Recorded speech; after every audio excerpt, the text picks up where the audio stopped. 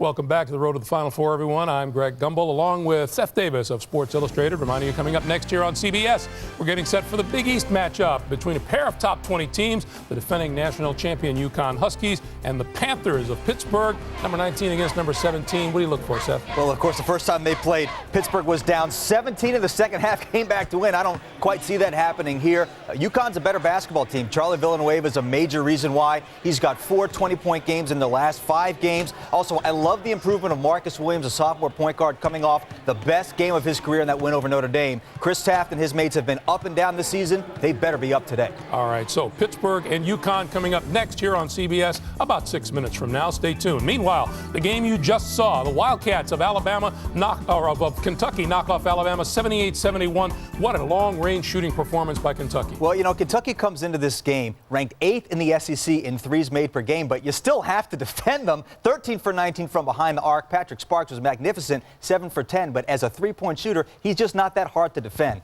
Bad job by Alabama. That's a school record for Kentucky, shooting 68.4 from behind a three-point line as Kentucky knocks off Alabama. Other scores and highlights now out of the Big East. Seton Hall at number 3, Boston College. Off the missed three-point shot here, Seton Hall's Kelly Whitney is there for the jam. Game tied at 41. BC's Craig Smith drives to the basket for the layup to give the Eagles a 48-46 lead. They would prevail, but it wasn't easy. It wasn't easy. Jermaine Watson here is going to drive to the basket. He will miss the shot, gets his own rebound and tips it in. He only had 11 points today. Boston College was only 3 for 6 from behind the three-point line. It's not a big part of their arsenal. They're used to winning close games, and this one was close. Boston College on a 10-3 run to end this game. They win it by 12, 70-58. Also in the Big East, number 10 Duke against St. John's in Madison Square Garden. Lee Melchione, what a day for him. Long three-pointer to give the Blue Devils the lead there. Darrell Hill will dish to Lamont Hamilton for the dunk here. But then to Marcus Nelson, to J.J. Redick for the layup, and then Redick again. Believe it or not, Greg, this was Redick's only made three-pointer of the game. He was not at his best by far, only 1 for 7 from behind the arc. That 58 points, Duke's lowest scoring total of the season. Believe me, they're happy to get out of there with a win. You hold Redick to one long-range bomb, you think you got a pretty good chance. Duke wins at 58-47. BYU against number 12 Utah. Austin Ainge, the son, former BYU great Danny Ainge, pulls up for the jump shot in the lane here. And Austin Ainge had a pretty good day going so far. Pretty good day so far. It's early. He's going to drive the baseline and get the reverse layup. That put BYU up by 7 points early. They still maintain a slight lead. Utah lost at New Mexico on Monday. That broke their 18-game win streak. They do not want to lose at home to their biggest rival. Just under 6 minutes to play in the first half in Salt Lake City. Meanwhile, at the Carrier Dome in Syracuse, Providence and the Orange Men, Louis McCroskey driving the baseline. Hakeem Warwick, watch the stretch and the dunk. 24-21, Syracuse early on. Warwick to Jerry McNamara, back to Warwick for the dunk and the foul. Career high 36 for Hakeem on this day, which was a big one for Jim Boeheim. Big one for Jim Calhoun, getting his 700th win. That is, Jim Boeheim, different Jim, but that's 700 wins in his career. Congratulations to him. More importantly for Syracuse, they made 80% from the foul line today. That is way above their season average. It's usually a point of weakness for them. Today it was a point of strength. Jim Boeheim, the 18th NCAA coach to reach that 700 mark. In the Big 12, Missouri against Texas down in Austin. Daniel Gibson gets the steal, dishes to Dion Dowell for the dunk. Longhorns were up 1 at this point. You like Daniel Gibson? I love Daniel Gibson, Greg. I think he should be the National Freshman of the Year. Not the best transition defense you'll ever see, but he gets to the cup for 2 of his 14 points. He also had 4 assists, only 1 turnover, 20 points from Kenny Taylor. Texas needed this win to fortify their NCAA tournament chances. They win at 63-51 in the Big 12. Baylor against Oklahoma. Taj Gray steals the inbounds pass to Terrell Everett for the reverse layup. And then Gray will get the ball inside, get the bucket and the foul. Oklahoma on a roll. Gray's really had a monster year in the Big 12, pairing up with Kevin Book out inside. Easy win for Oklahoma. In Minnesota against Purdue, it is 31-18. Boilermakers leading the Minnesota Golden Gophers at halftime and now underway in the second half. This is Gene Katie's final home game in a great career at Purdue University. Yeah, it's hard to see Gene Katie go out like this with such a difficult season. But I'll tell you what, Minnesota really needs this win. They are a quintessential bubble team in the Big Ten. I think the Big Ten might only get 4 teams. Minnesota would be the 4th. All right, coming up next here on CBS, number 19 UConn against number 17 Pitt Panthers. Enjoy the game, everyone. Seth and I will be back at halftime here on CBS.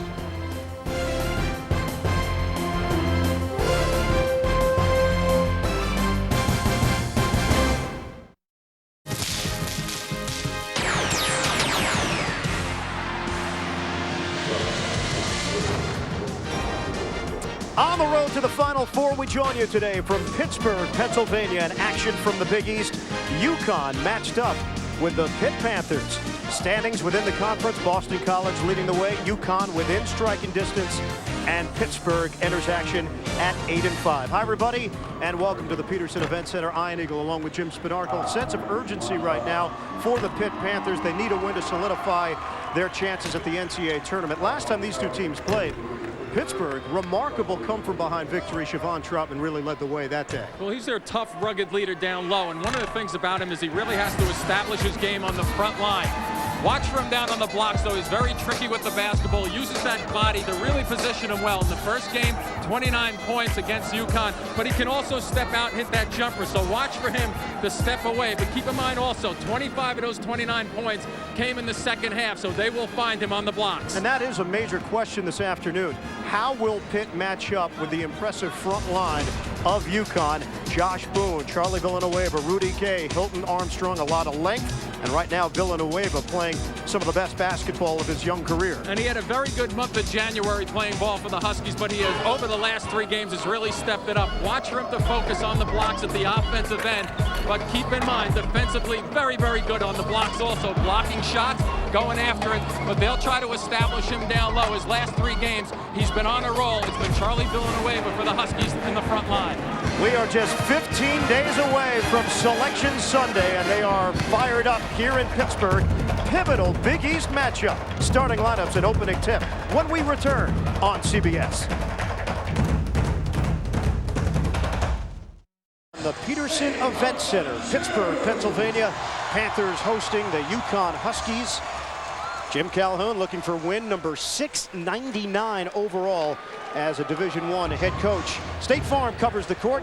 Here's a look at today's lineups for the Huskies. Boone, Villanueva, Gay, Denham Brown, and Williams. They are 6-1 in the month of February. And for the Panthers, Jamie Dixon.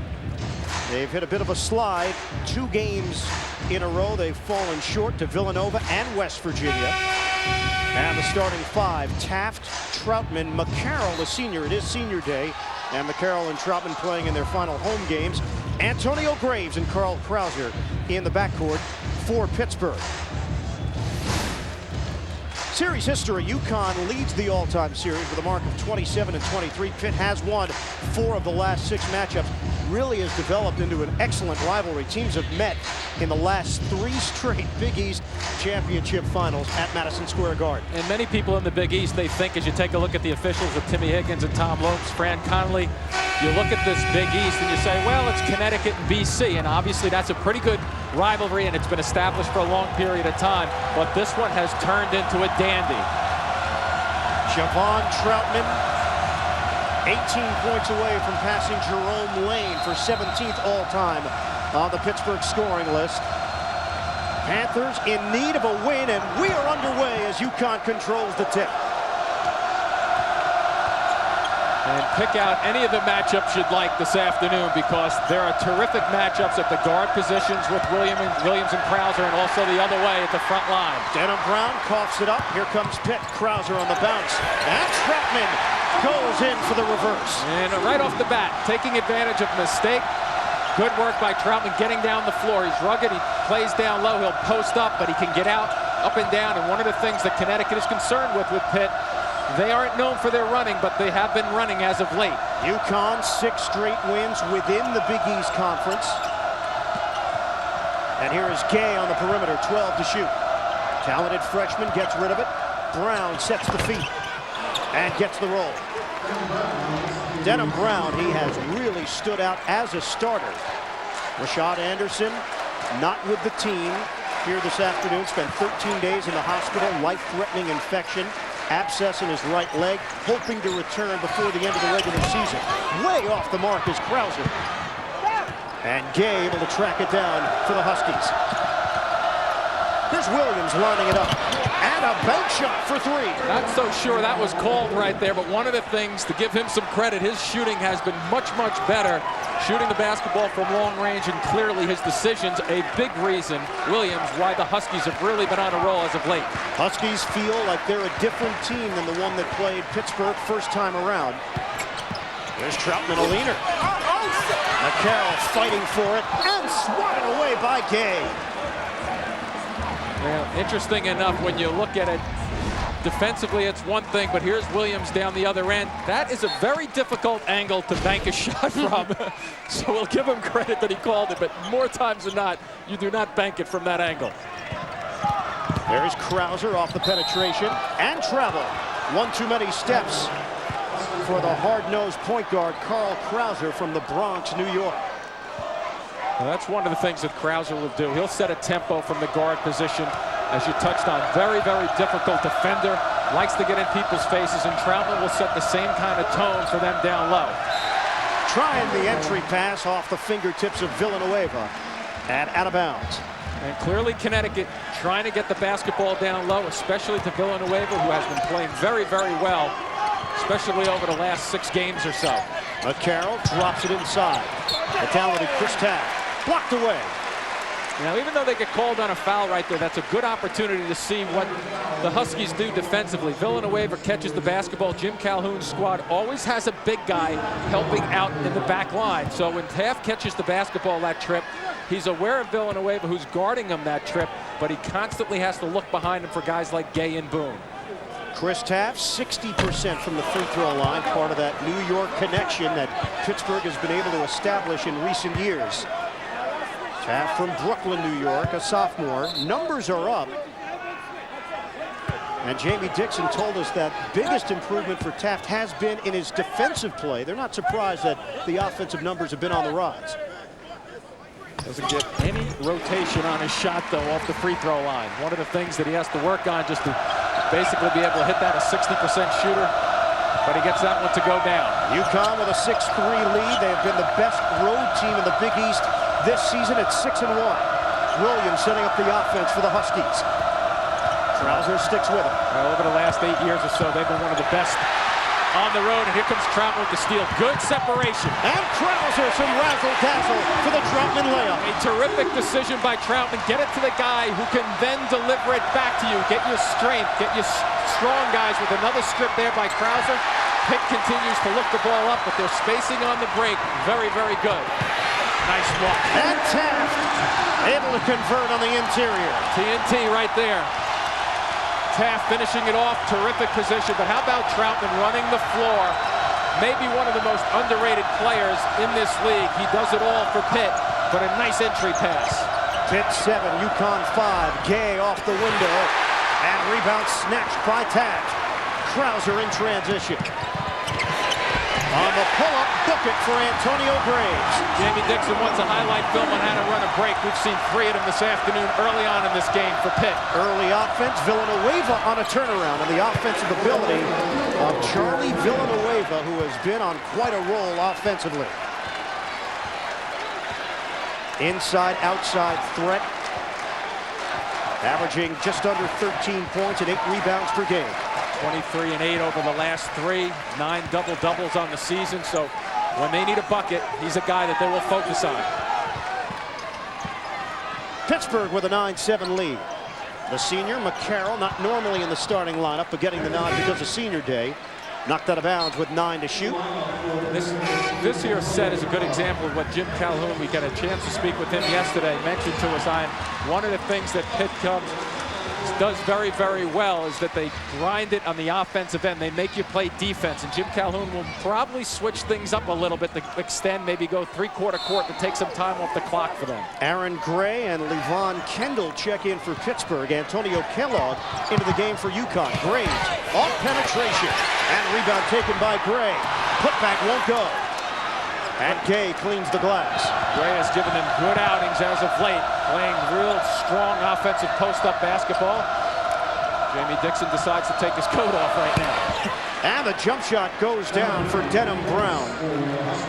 The junior from Toronto, Ontario, and Jim Calhoun making the decision to go with Antonio Kellogg, the freshman point guard, early for Marcus Williams. UConn 4 of 5 from the field. Pittsburgh 4 of 9. And tack on another, getting inside points. Troutman. Nice job by Krauser just then, not letting up on the play as he comes down the court. And Pittsburgh will have possession when we come back. on the defensive end. Very aggressive by the Panthers so far. They're out to the 11-10 lead over UConn. We'll come back. Peterson Event Center in a moment. Thoughts right now on the Panthers and the NCAA tournament? I can see where people are making that discussion, but I don't know. I say you Pitt being a team that's in. I think you can't hold 2 losses against West Virginia against them totally, just because that may be a matchup problem. But the real problem that Jamie Dixon has is I think he needs 2 more wins. He's got this game with Connecticut. He's got an at BC and an at Notre Dame. Then the Big East tournament. They're on a slide, but I still think they're okay unless they, a disaster hits, because they're on a 2-game losing streak right now. When you say 2 more wins, is that 1 regular season, 1 in the Big East tournament? Would that suffice? I think it would, to get them into the tournament, yes. Traveling called on Pittsburgh. They turn it over. And they lead UConn 11-10, 15:07 to go. First half. Meanwhile, for UConn, playing their best basketball of the season, and we've seen that consistent improvement from Jim Calhoun's team. He said the last meeting, he told us last night, they just didn't get into their sets in the second half. Pittsburgh took advantage of that with their aggressive defense. Jumper, Gay cans it for 2. Am I missing something here? Is this backboard very friendly down here? That's a top of the key backboard bank shot. I know this game you use the glass, but you're supposed to use it from the sides, the angles, the layups. The Huskies are using it straight on. And right now they've got a 1-point lead. That's all that matters. Krauser, a jumper. Short, followed it as he missed the 3. Yeah, Kellogg did not box out. A sin on the outside. Kendall feeds the post. Gray. Look at the collapse. Gray, the big body, and he doesn't get the roll on the interior. And a foul call. Gay got hacked underneath. Get complete college basketball coverage at CBS Sportsline, and a reminder, yes, it's that time of year. Fantasy baseball now available for everyone. Just click on Fantasy Baseball at CBSSportsline.com. And if I'm Jamie Dixon and company, with Aaron Gray just then, we've seen him touch the ball and misses 2 shots down low. One of the things, though, that I would look to do is continue to get him the basketball. He's played well. He played well against Nova recently, had a big game, 15 points there. Get him his touches. He was very composed on that last trip. Kendall called on the foul for Pittsburgh as Denham Brown is off the mark. Hilton Armstrong is checked in for the first time for UConn. 6 minutes gone by in this first half. Ronald Ramon in there for Pittsburgh, the freshman from the Bronx. And he can light it up from the outside. I've got to keep an eye on if you're Connecticut. Ramon on a pump fake. Smart player, long-range threat, as Jimmy just mentioned. And here's the double team. Looking to double team the high. Shot clock down to 7. Knocked away from Ramon, and a turnover. Here's Gay, the drive and pull-up. Soft touch. A terrific move also. Did you notice how with his last 2 dribbles he was sizing up the floor? And by that I mean he was looking at the defender. A lot of guys in college basketball come down the lane as you look at the rebound with a nice edge there by Pitt. Will go right through the middle of the lane. Gay just stopped 12 feet away. Little pull-up jump shot. A terrific shooter. Here is Krauser using a Troutman screen. The roll. Troutman the back end. Challenging Boone. Bank shot. Goes down, and a foul. Well, clearly the message has been sent by Troutman, Gray, and company. This team blocks a lot of shots, the Huskies. They're #1 in the country, but guess what? We're not afraid of it. We're going in, and we're challenging, and we're going to go after the offensive glass. Troutman establishing himself very nicely again. The extension, and puts it down and gets a friendly roll. And a technical foul has been called on Jim Calhoun. Early emotion. Calhoun among 16 finalists for election in the Naismith Basketball Hall of Fame. That announcement recently. Second time that he has been among the finalists to get into Springfield. 8 points, Chevy Troutman. And Calhoun still sharing his opinion with Timmy Higgins, Tom Lopes, and Fran Connolly. And many times a coach will do this for a couple of reasons. #1, to send a message to the officials, obviously.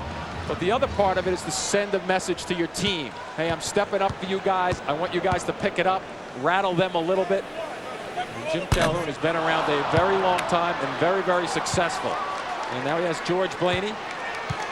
Former Seton Hall head coach, longtime Holy Cross head coach, doing a little bit of work for him. So 2 free throws for Carl Krauser after the technical. And keep in mind, Troutman still has 1 coming to him. That's what drew the ire of Jim Calhoun, that Troutman got an and 1 on the interior. And keep in mind, the message that goes across the Big East and other schools, a little bit of a question mark as to whether Pittsburgh pushes the limit in terms of their physical play. You talk about it, the officials are out there, it's their job to make those decisions. Yeah, they play rough, they play aggressive, but guess what? To my eye, I don't see them doing anything illegal. So they happen to play that way. Taft in, Gray sits for Pittsburgh. Josh Boone picked up his 2nd foul, so he's now on the UConn bench. But it's also easy to be objective here as a broadcaster than the coach on the other side who's playing against a physical team. So that's... And Jim Calhoun has composed himself along the sideline. Marcus Williams back in to see if he can really direct some more traffic here. And Ryan Thompson has come in for UConn, the junior transfer. Here's Williams on a stop and go. Thompson, dump down. Zone look right now. Pitt changing it up. Tough fadeaway, doesn't go for Villanueva. And the rebound leaks out to Troutman. Here's where Pitt's making good decisions so far in this game. When they have runouts and numbers, and there's that double team. They're looking to high double team Krauser as he comes off the screen to throw Pitt out of their offense. That's been working to some extent. High praise from Calhoun last night in regards to Siobhan Troutman, calling him crafty and smart, a throwback. And a foul called. Williams disagreeing as Krauser made his move and Calhoun popped off the bench. And now the other thing that Jim Calhoun has been looking at, you look at the team fouls, 4 for UConn, 1 for Pitt. Ramon, it rims out, rebound, inside, Krauser. Interesting enough, Krauser takes the ball on the right side where it usually kicks, but his body momentum took him back to the left into a little bit of traffic, and he still gets it on. Here's Williams, blocked by Taft. Good work by Taft, finding him, tracking. And a reset for UConn with Denham Brown. 17-14, Pittsburgh in front. Just under 12 minutes to play, first half. Here's Williams, pulling over Kendall. That one went off the top of the backboard, knocked around, and Villanueva is fouled.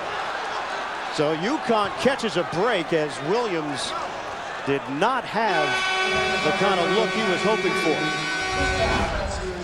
Well, here's the work on the offensive glass. Look at Krauser going from right then to left, making it happen. Good start here, and the block by Taft with a good lead, starting off with Pitt.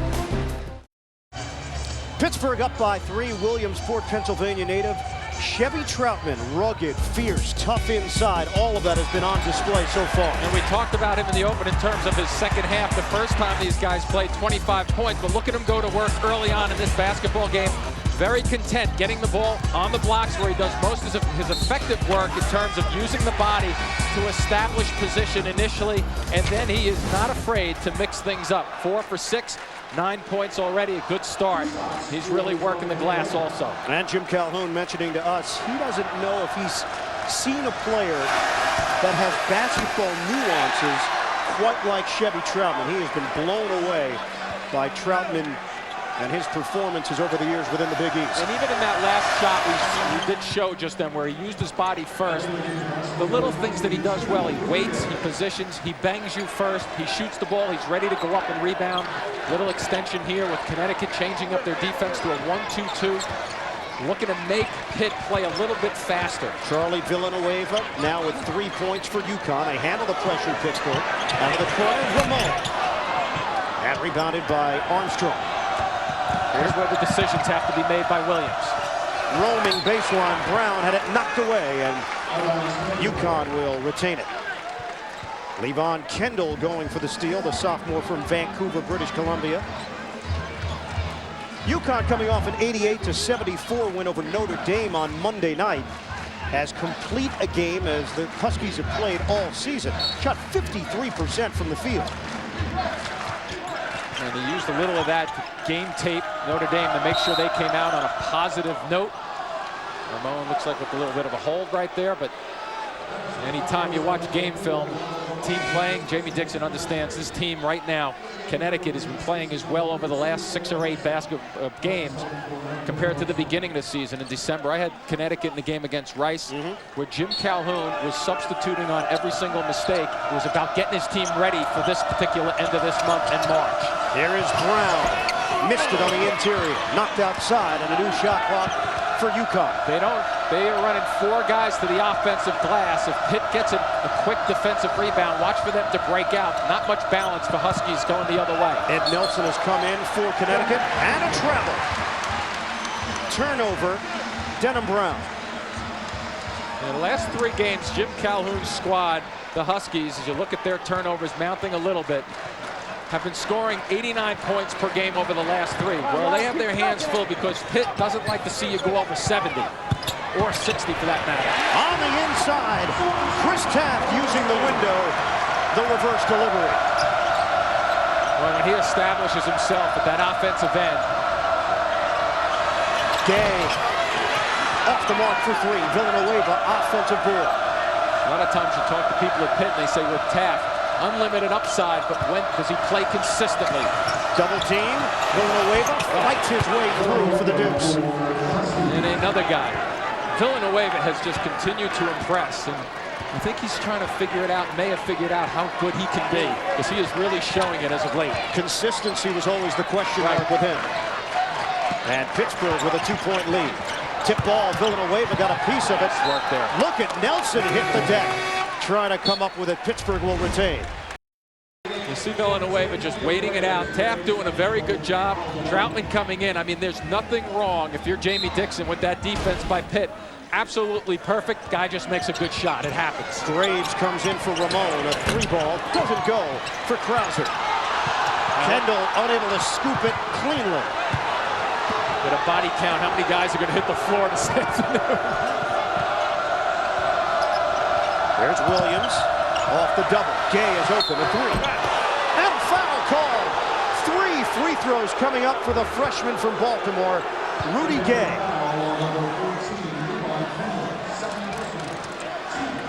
Coming up Tuesday on CBS, the new Amazing Race will kick off with Survivor's sweethearts Rob and Amber and other teammates on the adventure of a lifetime. Don't miss the premiere. Brand new Amazing Race. It's Tuesday at 9, 8 Central here on CBS.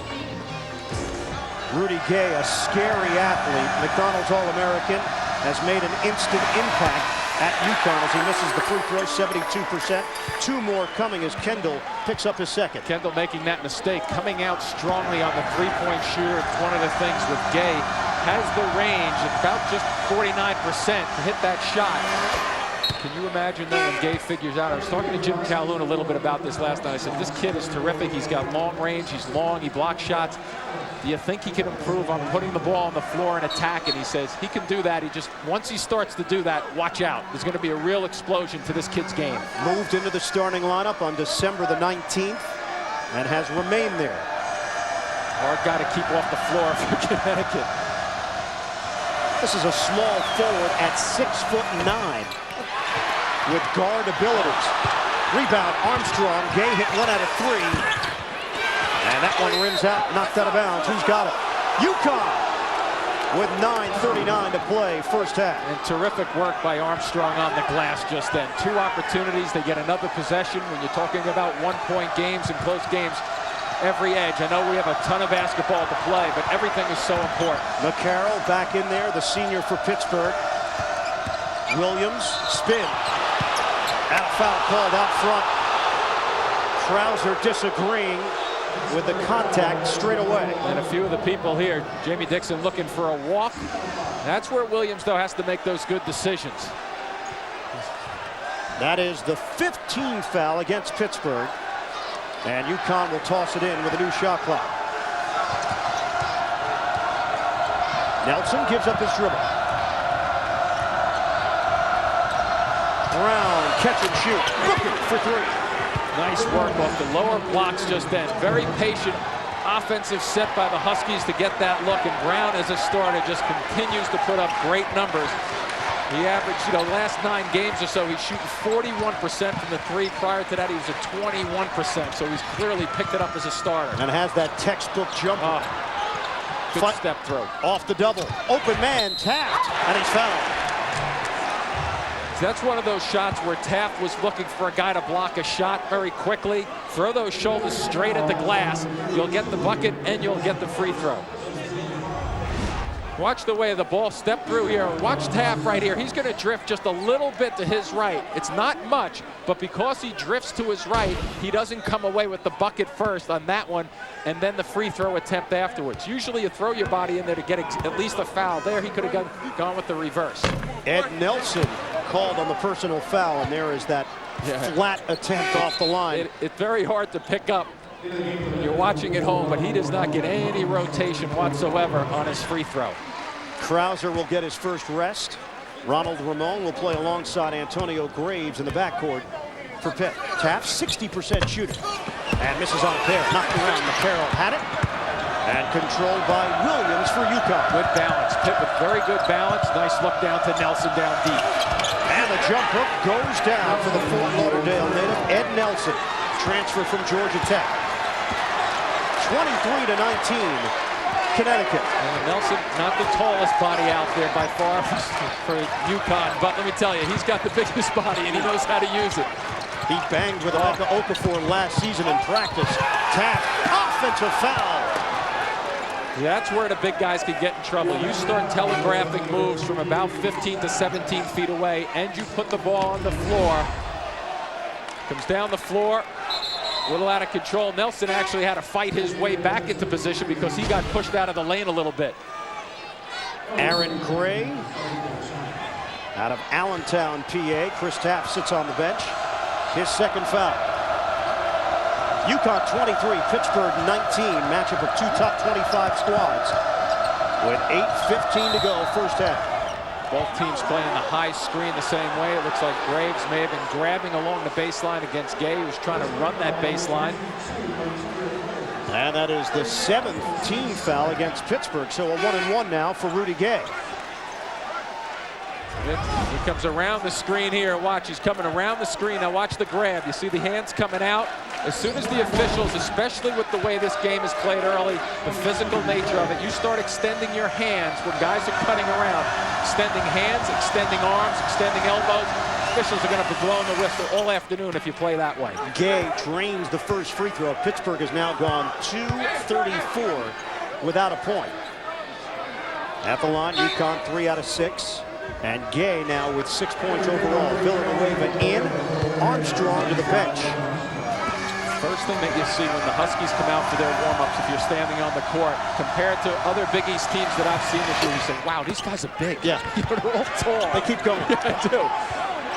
So you take Armstrong out, you put a small guy, Villanueva in, you move Boone around. Doesn't matter. He's got some big horses up front, which helps this time of year and into March. Here they come again with the 1-2-2. Get it across, 10-0. UConn run. They lead 25-19.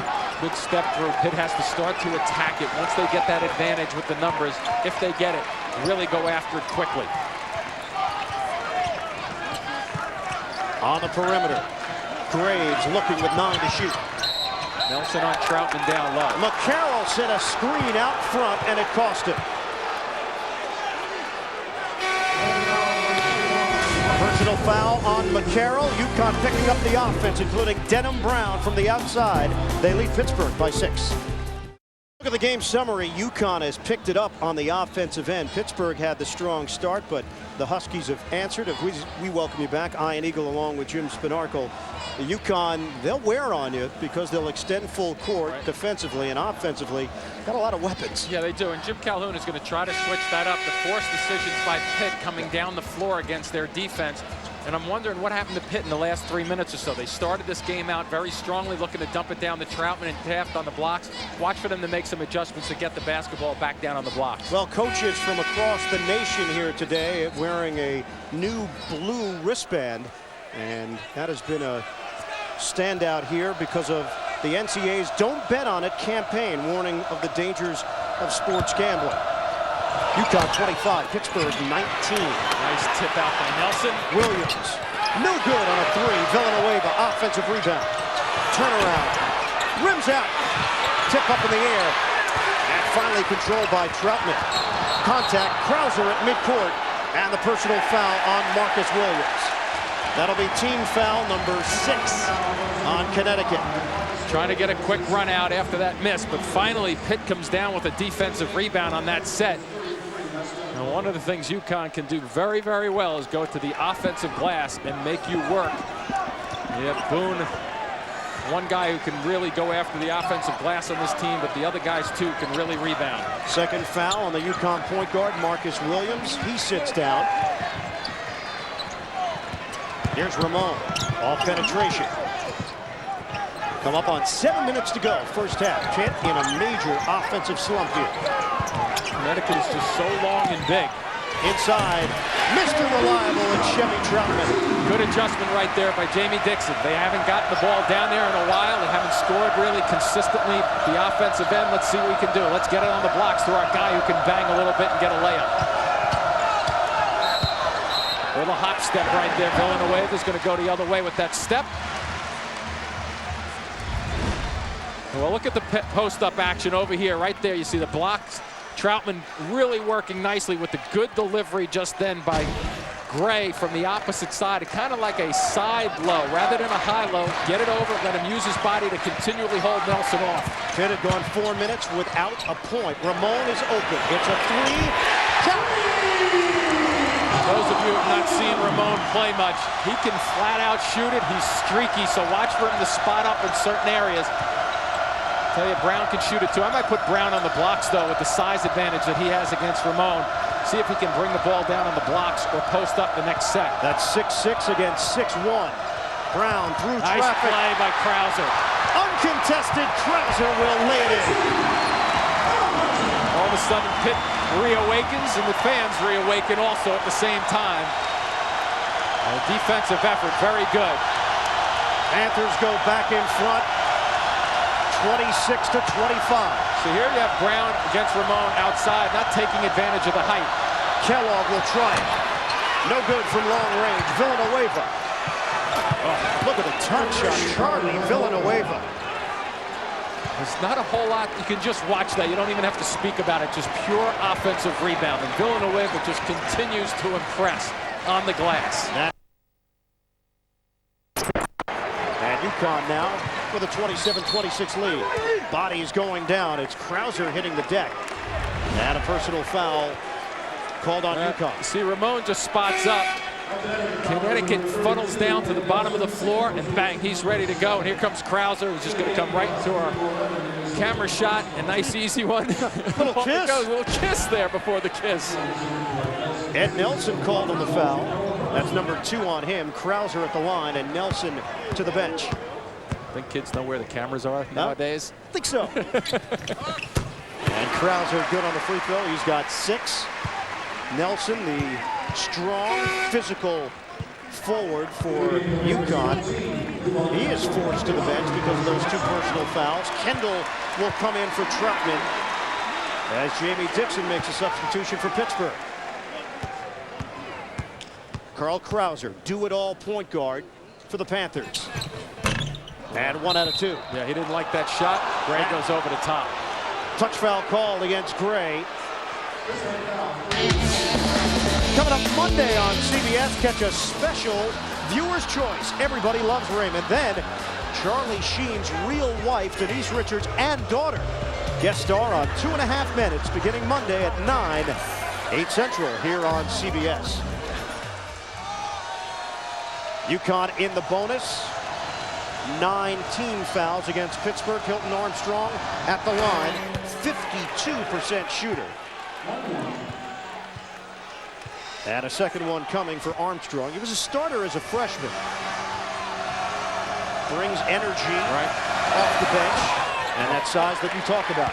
He knew that shot was wrong. Yeah. He ran the other way. He went left, the shot went right, but he knew it was a bad one to begin with. Kendall fakes on the jumper.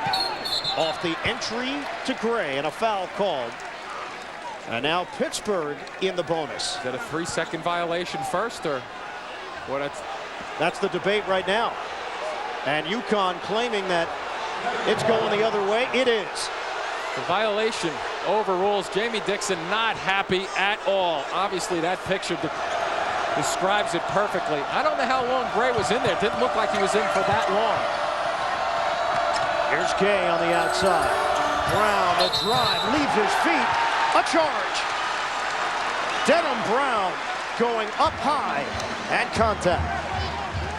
Well, you'll notice the curl cut. He comes around the corner. Look at Gray stepping across. Kendall stepping across. Two guys filling the middle of the floor for Pitt. You know, it's a charge, but I still think get Brown on the blocks. I mean, he can go up, he can elevate, let him do some damage down here, but the post up, but he has to be in control because these teams really, especially Pitt, will look to pick up the charge. Antonio Graves sits for Pittsburgh. And Troutman back in for the final 4:45 first half. 10 UConn turnovers. They came in averaging just under 15 per game. Kendall on a bounce. Here is Krause. Needs some help. Ramon. Good looking stroke. You want to see rotation? Watch this guy shoot the basketball. He squares up, he gets a good look. Against Rutgers earlier down at the rack in a Big East game. He nailed one with 8 seconds left to tie the score. Just a flat-out shooter can do the damage. And Pittsburgh takes the lead 29-28. Holding it, Kellogg. Out of Oakland, California. It's been an up-and-down freshman season for him. Here's Denham Brown with 6 to shoot. Brown, the jumper. Good one-on-one abilities, Denham Brown. Boy, this game has started out just as it was advertised. It's going to be a rough, tough, physical basketball game with two teams right at the top of the Big East. One making positive noise, the other trying to get away from the negative noise. Allen Gray off the rim, and Villanueva cleans the glass. Still think they have to continue to go to him. Lob up top. Armstrong, good hands, but he lost it. Look at Ramon in traffic now, spacing pretty good. Ramon, straight down the middle, the dish. Troutman the layup. For the Pitt fans, that's a good no call for the Pitt fans because Villanueva would have gotten called with a block right there, but they'll take a bucket going down. Troutman continues to get out on the break. 13 points for Chevy Troutman, the fifth-year senior. There's talked about him as a football player. Maybe. That's not a bad route. He was just running right there. Antonio Gates, a tight end with San Diego, Pro Bowler, former college basketball star at Kent State. Villanueva, too strong. Yeah, not a good one either. Huskies a little slow, a couple of them getting back defensively. Stop and go, Krause.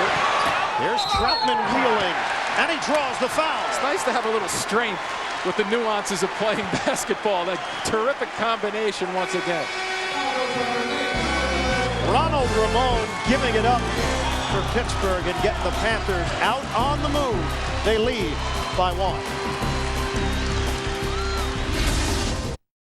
Storyline, Josh Boone has been a non-factor. 6 minutes, no points, 2 personal fouls. He has been as consistent a performer this season as Jim Calhoun has had. And the improvement that he's made from last year where he averaged 6 points, 6 rebounds. I mean, his numbers are up substantially this year from that. 13 points, 9 rebounds. Now you have a decision, though, if you're Jim Calhoun. With 242, he's not really played that well. I think I'd leave him right where he is. Just leave him on the bench, let him regroup, close basketball game. You do not want him picking up a 3rd foul because then mentally you come back and you're a little more shot than you might have been coming in with two fouls. Yeah, but part of the problem, they are not stopping Siobhan Troutman on the inside. But I agree with you 100% on that, but I think you have to have a carryover effect until the second half, especially in a close game. So I would save the foul. The foul right now is more important than getting a block. Troutman's mom on the left, his sister on the right, wearing the diamond top. It is senior day, so Troutman being honored following the game here this afternoon. You talk about the football aspect. You're not just throwing it out there. That's legitimate. A couple of NFL teams have expressed interest in bringing in Chevy Troutman for workouts. After Tony Gonzalez had his success, we mentioned Antonio Gates. You know, there's that theme, that undersized power forward, right, that can maybe make the transition to tight end. Yeah, because you put on top of that the fact that he can run, too. I mean, that's what, tight ends can do in football. They can run, the good ones. Nice step down by Ramon. Here they come again, just looking to spot up. Another UConn turnover. Kendall gives it up, and Taft fills the lane. Plenty of good things on the break right there with the balance, the spread of the floor. Ramon setting the stage. And how about Taft just running from point A to point B to get the layup? Nice job. Pittsburgh up by 5 with 2 minutes to go. First half, 7 for Taft. Gay, the leader. And rebound taken by Troutman. Keeping Nelson off the glass. Krauser with a head of steam. Kendall can't catch it. Break opportunity for Gay. Look at their balance, though. Pretty good getting back. And from behind, Gay had it knocked away. Loose ball. And UConn will hold on to it with 1:39 to go, first half. So see, look at Ramon. He's going to come through the traffic, zigzag, come through. And now watch all of a sudden, Taft has parked himself right under the glass. Terrific job. And watch the other end. Kendall gets the block, but I think it was Troutman down low. Watch number 2 right here. He makes Gay slow down a little bit. And then the next thing you know, it slows him down enough for a guy to come back hustling defensively to get the block. UConn going through an offensive rut and a foul called on Kendall. So Villanueva, 71% shooter, goes to the line. That is number 3 on Levon Kendall, the sophomore. How many fouls do you have? I think I picked up a pair.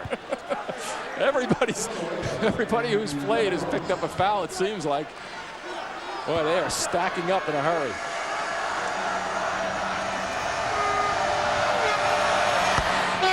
And Villanueva at the line. Kendall will sit down. They'll go a bit smaller now with Graves checking in. And Hilton Armstrong in for Ed Nelson. So here's Charlie Villanueva coming off a career night. 25 points in that win over Notre Dame on Monday. 35-31. Pittsburgh 1 out of 2 for Charlie. And a foul before that shot by Krauser. It is going to be Kellogg picking it up. Monday on CBS, critics call CSI Miami slick, powerful, and fascinating. See for yourself why it's Monday's most watched show. Don't miss CSI Miami, Monday at 10, 9 Central, here on CBS. It's the first foul on Kellogg. And Carl Krauser wears number 11 because of his fascination with Isaiah Thomas. As Josh Boone has been in that spectator role throughout the first half, just 6 minutes for Boone. One of his goals is to get an autograph by Isaiah. Can't we get that? You can get that, Doug. You're a big timer, can't you? I'm figuring that's something you can take care of for him. I'll handle it. Put it on me. Put it on my shoulders. He can handle himself, though, I think, Krauser, too. I think you're right. 8-1 run for Pittsburgh. They lead by 6. Step out of bounds, or was he pushed? And it's going the other way. UConn, too many turnovers for Jim Calhoun and company. They don't go away too often, though, the Huskies. The Pittsburgh's coming off that 70-66 loss to West Virginia on Wednesday night. A game that they led by 14 with 9:29 to play. That was a crushing defeat here at home. Krauser for Ramon. Catch and shoot. Short on a 3. Nice work on the glass. Gray once again.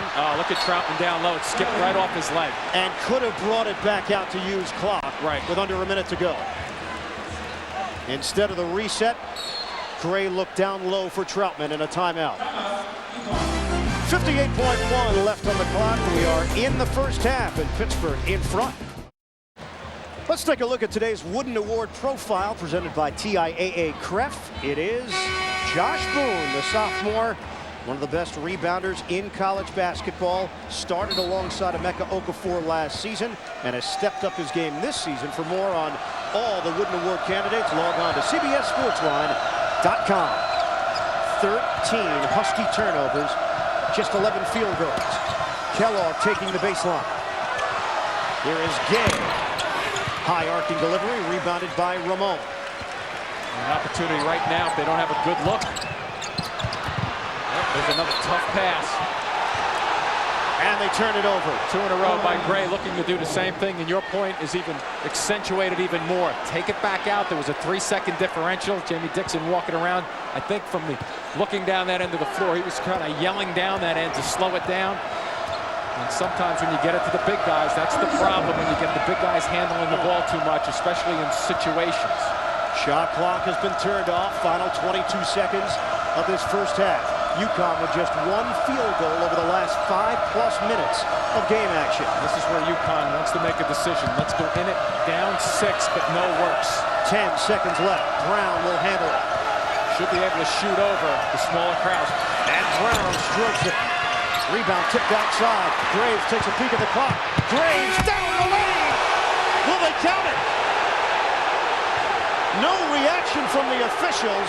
If it's goaltending, that'll be a good bucket. The question becomes whether they called it a good block or not, because that shot, to my eye, was in the air before the lights went off. So 2 debates. 1, whether or not he beat the clock. 2, is that goaltending? Shot, is it going up? Very, very difficult to say. To my eye, the shot, the ball is up in the air. There's no question to my eye that ball, they must have called it a good block. Here he goes up. Is the ball going up? Yeah. A bang-bang play to end the first half. Dixon wanted the deuce. Not going to get it. End of the first half. Pittsburgh with a 37-31 lead over UConn. Right now, let's go to Greg Gumbel in New York. Thanks, guys. Coming up on Singular at the half, we'll get you caught up on today's scores and highlights, including a miracle finish in the George Washington-Dayton game. And we'll get to it all right after this message and a word from your local station. In Singular at the half, I'm Greg Gumbel. After 20 minutes of play in Pittsburgh, the Panthers lead UConn 37-31. I'm joined by Seth Davis of Sports Illustrated. So far, we know which Pitt team is showing up today. Well, they're being very physical and very aggressive, and that's something that early in the season gave UConn trouble. I think that UConn's doing a better job today, but they better start defending. Siobhan Troutman, remember, he had 25 of his 29 in the second half the first time around. All right, Seth, earlier today here on CBS, what a show the Kentucky Wildcats put on at Alabama. Ramel Bradley with a 3 to tie the game. In fact, Kentucky set a school record from behind the three-point line, hitting 68.4% of their shots. Kentucky wins the SEC regular season title. After the game, Dan Bonner with Kentucky's Patrick Sparks. Is this team good enough to win the national championship? Well, you know, we got a lot of confidence, and we're going to keep trying to get a lot of wins going into the tournament. You know, we're going to take it game by game, and, you know, we got a lot of faith in our team and our guys in the locker room, and, you know, we'll give it a shot. Same question to you, Seth. Can they win it all? They can. I'm not sure that they will, but if they shoot like they did today, obviously their chances get better. You'd think that Alabama would do a better job defensively at home. They didn't. All right, number 3, Boston College, a winner at home for the 19th straight time. They beat Seton Hall 70-58. Well, they're used to playing close games. BC, they pulled out another one. Craig Smith and Jared Dudley once again doing it inside. In the Pac-10, number 8, Arizona against number 13, Washington. Channing Frye with the jump shot, and Arizona up 3. Celine Stoutermeyer feeding Frye for the bucket here.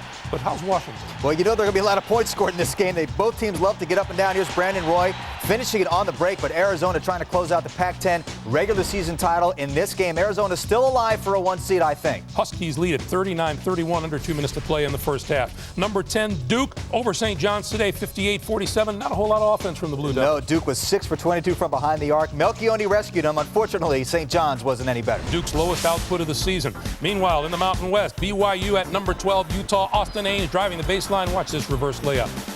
Not bad. Danny Ainge's son doing well. However, he was involved in this little flare-up.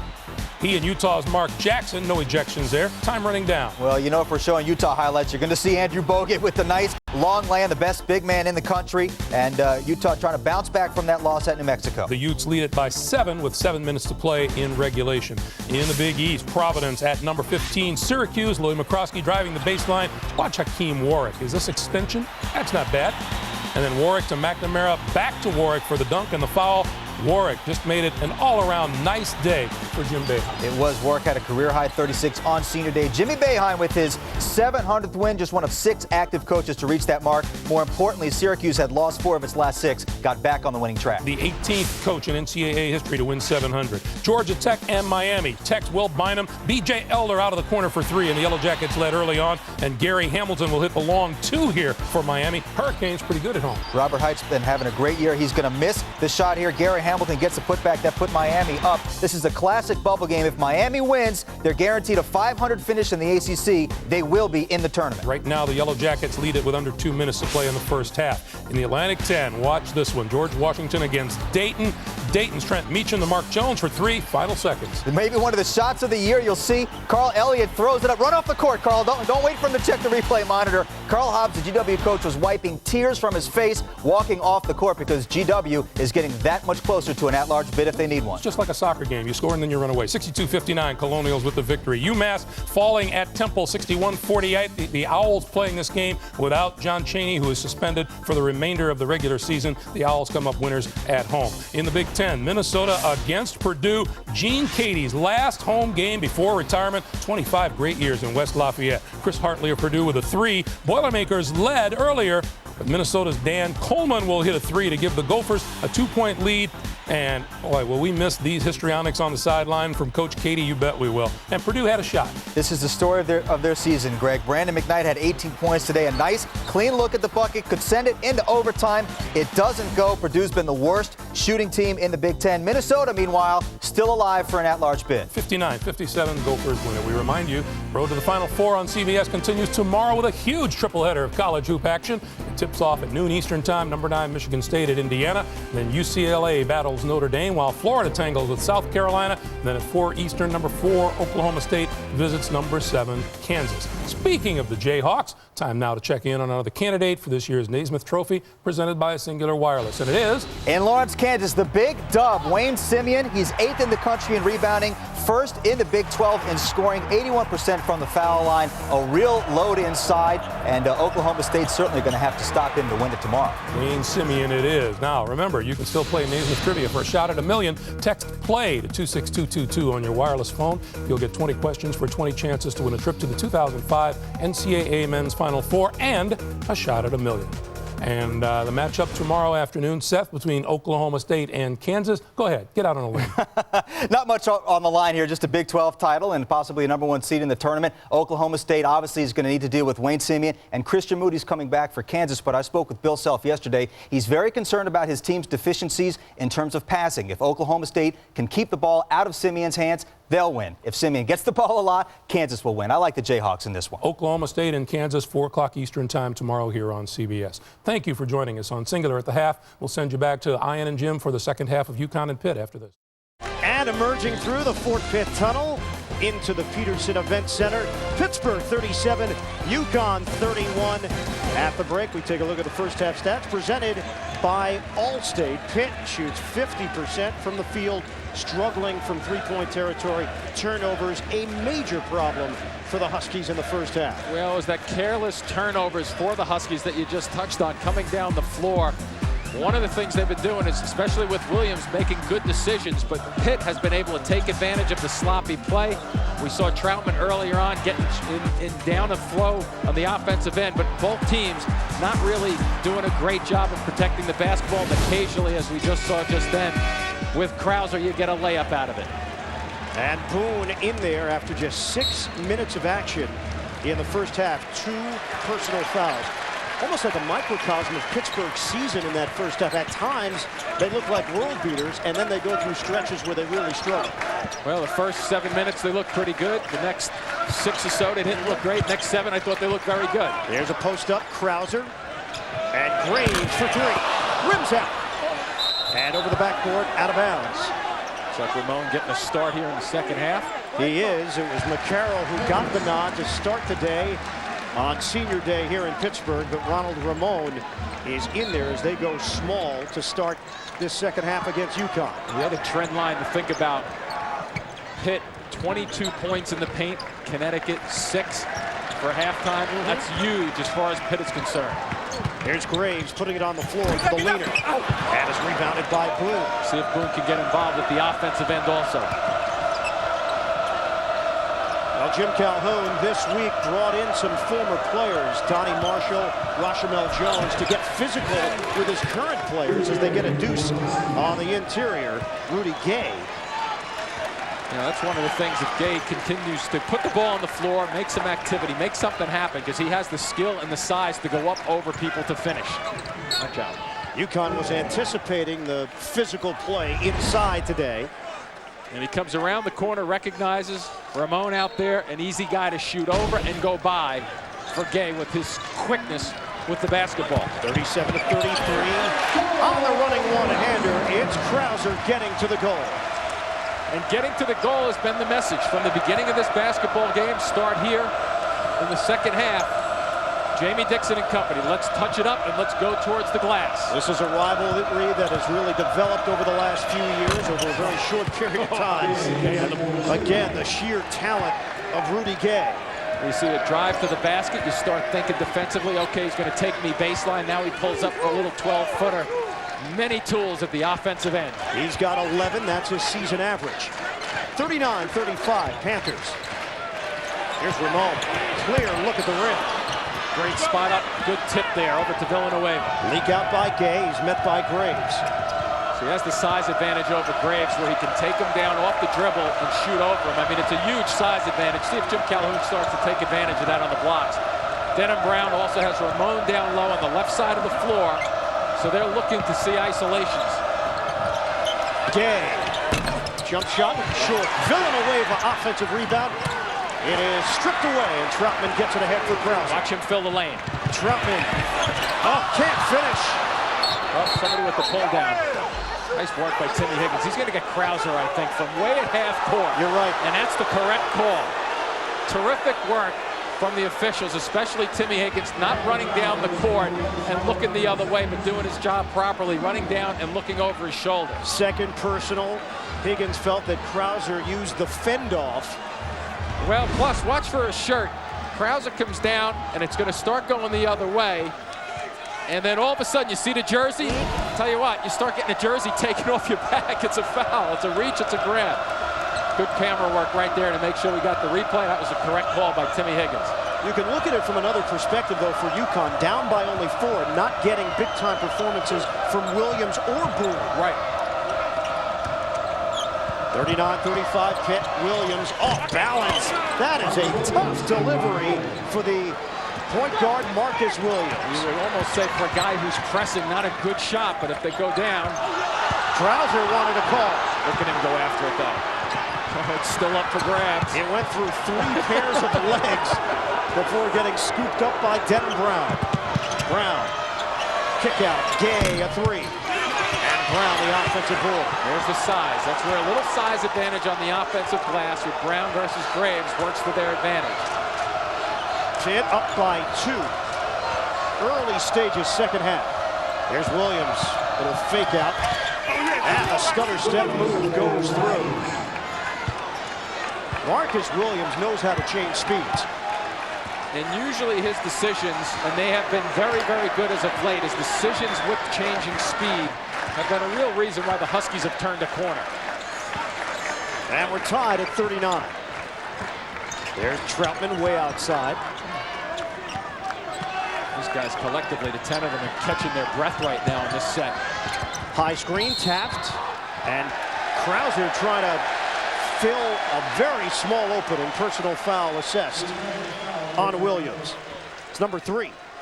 With the conclusion of today's game, we'll select the Chevrolet Most Valuable Player of the Game. From each team, Chevrolet will make a contribution to each school's General Scholarship Fund. That's a tradition for 25 years. So Williams sits, and the freshman Antonio Kellogg replaces him. And another whistle. Tom Lopes. Pittsburgh just trying to toss it in. It is Boone, and it's number 3. Well, he just can't get untracked. So Williams and Boone are forced to exit at the 16:05 mark of the second half. It has been that kind of day for Josh Boone and Marcus Williams, the 2 sophomores. And one of the keys in this close game is who's on the floor at the end of the basketball game. Yep. Kendall is off the mark. Oh, the ground running without the ball. Couldn't catch it. So Pittsburgh gets it right back. A little bit of a sluggish start in this second half.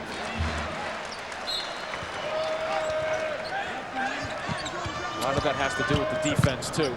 Krauser in a crowd. And Villanueva up high to get it. Got some numbers, 5-on-2 if they hurry. It's Villanueva. Gets the roll and one. Good decision there by Kellogg in the open floor also, but the blue wave was coming down the floor in a hurry. It just shows you the ability of Villanueva once again to rebound that basketball, kick it, and finish it off. Here he comes down the middle of the floor to finish that one off and gets hit.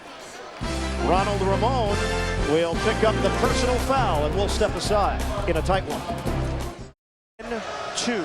UConn has outscored Pittsburgh here in the second half. And Villanueva has it go in and out on the free throw.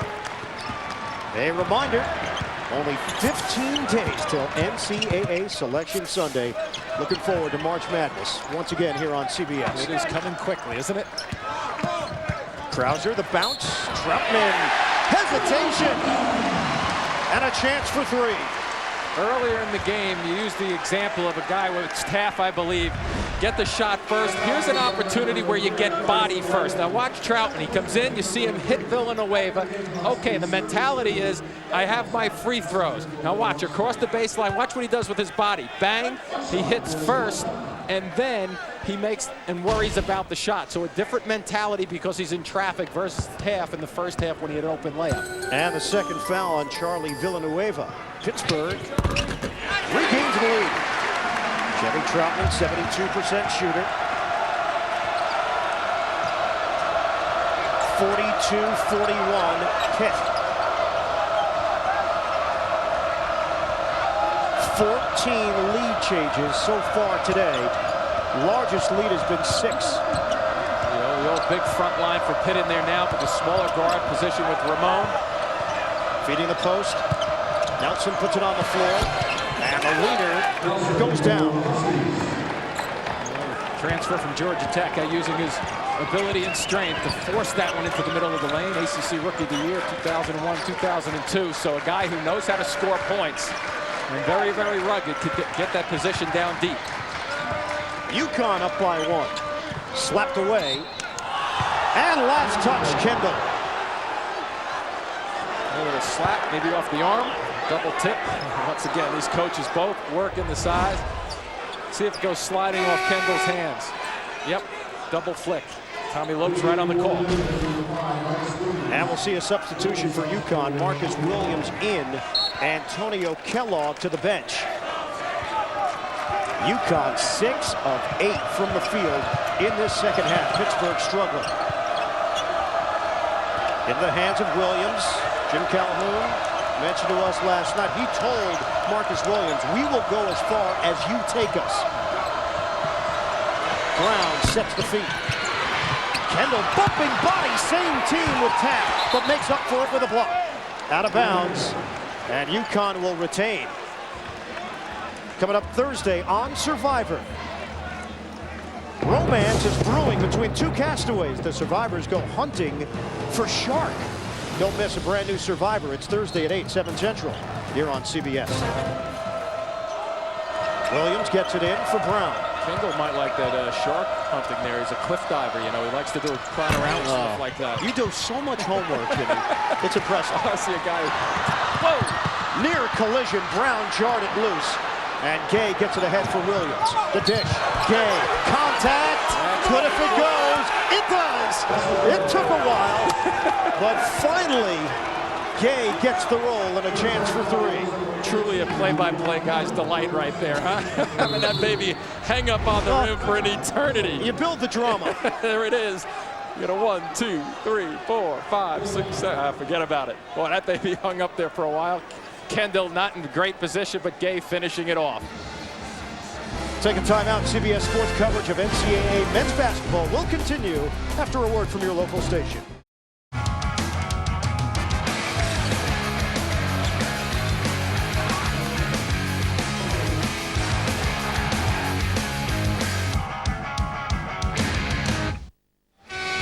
Big East action today. Peterson Event Center, 12,508 filled to capacity. Pitt in desperate need of a win to cement their hopes for the NCAA tournament. UConn trying to continue their impressive play of late. And Rudy Gay at the line, chance to complete a three-point play. UConn up by 3. And Gay gives them a 4-point edge. See if Pitt gets a touch for Taft down on the blocks or Troutman, one or the other. And they've been down a couple of points. That's usually where they look. There's Troutman on the blocks on the right side, and Nelson looks like he's holding on the right side also. So it will be Nelson picking it up. Tournament profile for the UConn Huskies. They have been such a tremendous tournament team, the defending national champions. RPI of 22. Those key wins. Villanova. That looks even better now, the way that the Wildcats have been playing of late. Josh Boone returns. He replaces Nelson. Boone will play with 3 personal fouls. McCarroll gives it up. Krauser on 3. Off the backboard, nearly went down. The side of the court, they've been trying to bank him. First half, we saw a couple go down from that type of angle. Josh Boone is yet to attempt a field goal for UConn. There's a little step out by Taft, up high. Kellogg. He didn't see McCarroll from behind, and Pittsburgh comes up with a steal. 3-on-1. It's McCarroll. Big finish. That's what we saw in the first half early in the game when the Huskies had a turnover. Pitt was able to spot up and fill the lanes and run out. To get some more activity at the defensive end for a couple of easier ones. Fifth-year senior McCarroll sparking the Panthers down by 2. Good job by McCarroll stepping in there to help Troutman with the double team. A tie-up, and UConn will retain it. They have the possession arrow. Here's that defensive effort. A lot of activity, but watch the spreading of the floor. They have one guy in the picture. That's good from a running standpoint. If you can see on that camera angle too many guys with white jerseys, that means they're too close. You see one, that means you have great spacing on the break. There's Gay on a fadeaway. And rebounded by Taft. And the key right there is fading away. You want to, if you're Gay, you want to get your shoulders going towards the bucket. Krause way off on a 3-pointer. Not a good one either. That would have given Pittsburgh the lead. Williams whips it ahead. Brown feeds it inside. Villanueva wheeling, and a foul called against McCarroll. Interesting enough, the fans on our side of the building are thinking that was a tie-up because they saw a hand on ball. But there's plenty of physical play going on in the post. Everywhere you look, watch the establish. Here's Villanueva. Now it gets a little tougher. Here's a quick swipe. Good call from the officials, though. 71% shooter. Out of Brooklyn, New York, Charlie Villanueva missing on the first. There were questions coming into the season as Thompson comes in for UConn about Villanueva's defense and his rebounding, almost coming from Jim Calhoun and the coaching staff to motivate Charlie Villanueva. He's answered those questions this year. He sure is. This reigning Big East Player of the Week also. Terrific week. The Huskies go 2-0, and he comes up with 21 points and 10 points on average in both of those games, so he is continuing to step it up. Thompson replaces Gay. Here's McCarroll. Skip pass. Krause. Long 3. Got it! Well, spacing and better decision there by Krause. Did not hurry. And we're going to go the other way with Brown with an offensive foul, so we have activity once again. Now all of a sudden, look at the 12-minute mark. Look at the screen. You get tucked behind the screen. Brown couldn't find them. Krause with a good shot. McCarroll sits. And now Brown will go to the bench for UConn as Gay returns. Ronald Ramon in there for Pittsburgh. So last couple of trips, Krause taking 3-point shots, which only indicates to me where's Troutman. Maybe his time for a curl by Ramon, see if they can get him down on the blocks or handle the ball. It is Troutman. A bounce for Taft. Battling against Boone. Left hand. Tipped outside. Krauser's got it. The dish. Oh, great move by Troutman. Couldn't finish it though, and it's scooped up by Villanueva. Running the floor, Boone. First points of the day and a foul. Josh Boone with a chance for 3 as Taft called on the hack. Look at Villanueva giving it up. Not much of a foul, but it's not high. It's down low across the chest. And back and forth we go. UConn up by 2. We'll step aside. Coming up tomorrow here on CBS, when a father loses his family in a terrorist attack, he'll go to the ends of the earth to hunt the perpetrator down. Arnold Schwarzenegger stars in the network premiere of Collateral Damage. That's tomorrow at 9, 8 Central, here on CBS. UConn 57% from the field in the second half. And Josh Boone has finally gotten into the scoring column with his first bucket, a chance to make it 3 here at the line. He's shooting it at 67% on the season from the stripe. And in limited minutes, and almost as important for the Huskies as he hits that one, he doesn't have a block shot either. 50-47. Connecticut. Gray back into the action for Pitt. Watch him coming down the middle of the floor. There he is. There's Ramon way outside. Now Graves. He's picked up by Gay. Graves, the curl. The floater rims out. Gray fighting for it. And controlled by Gay, and a foul call.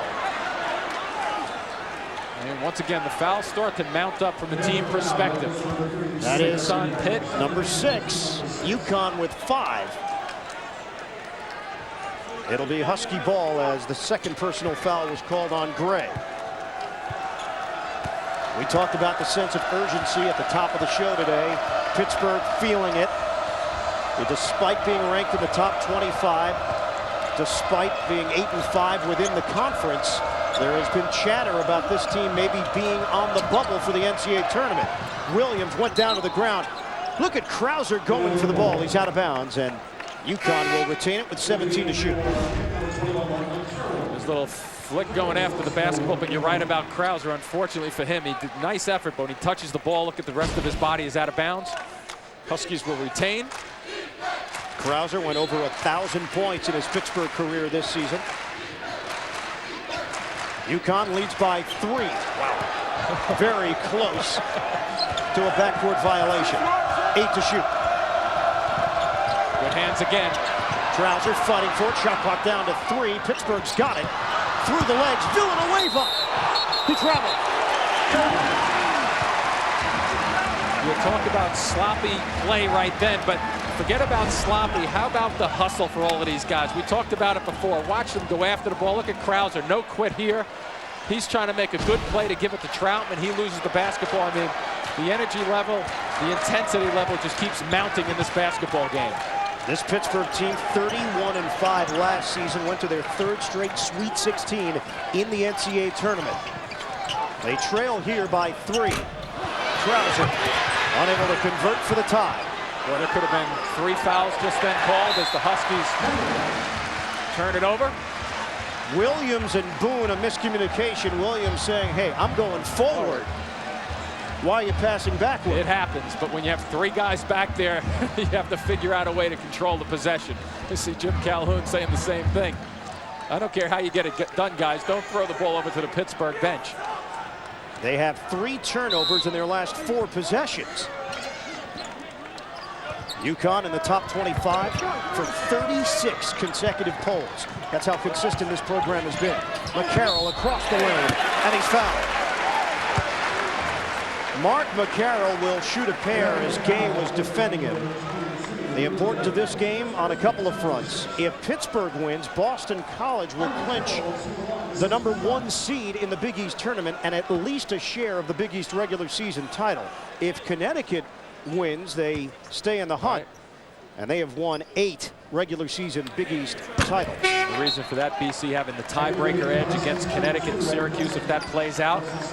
There are a lot of names popping up for contention for the NCAA tournament. I'm going to ask you, can they go 8 deep? No conference has ever gone 8 deep in terms of sending teams to the NCAA tournament. Can the Big East do it this season? If you had to make the decision today, and you were asking me today, I could make some very good arguments where 8 teams could go. I just think there's so much can happen in the last 2 or 3 games on everyone's schedule. I think it's going to work its way out, and I think 7 will get in. And you're thinking is West Virginia and Georgetown right now on the cusp? Yeah, absolutely. I mean, you know, I think Villanova's played their way in with the wins that they've had. They're getting better and better as the season wears on. Boone, extra feed. Nelson! He's fouled going to the goal. And he will shoot 2. The resurgence of the Mountaineers, now 17-8, 500 within the conference. Their key wins, well, Pittsburgh twice.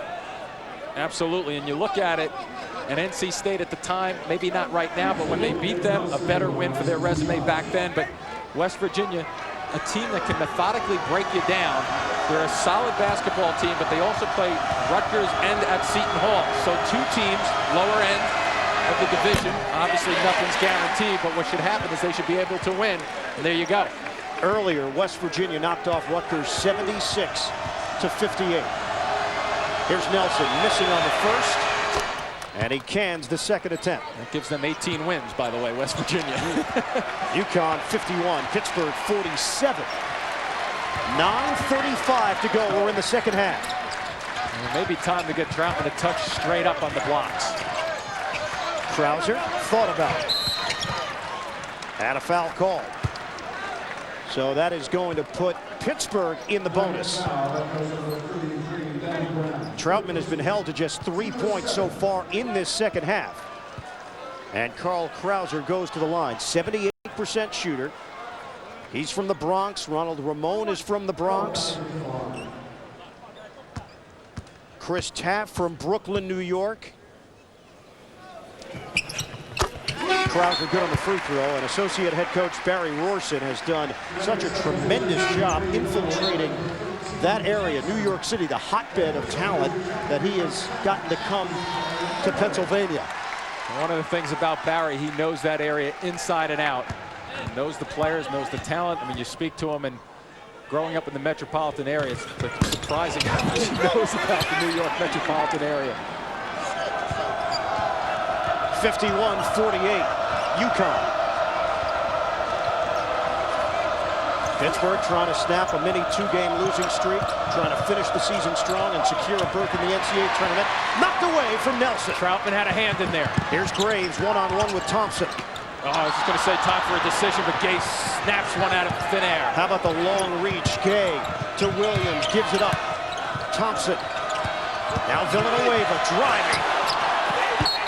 And out of bounds, UConn will hold on to it. Plenty of time to work with on the shot clock, 24 seconds. Villanueva coming down the middle of the floor. The first thing I start to think of, big guy handling the ball, a little out of control. Who's going to step in front of him? But he kind of sneaks his way through to at least get a shot up without picking up a charge. Williams will toss it in. Sometimes they like to go to a lob on this play from out there. UConn up by 3. Oh, there's no lob, but Villanueva right in the middle of the floor. Sometimes they lob it, but that was so wide open, the direct pass to the middle. Good decision. And Villanueva with 13 going to the line. Once again, the quick snap pass by Williams, just dissecting. Look at Villanueva. He's just going to step in. Not only was the pass a good one, but Villanueva waited an extra beat, an extra second to let the play develop. Next thing you know, that's the finish. You get that little layup.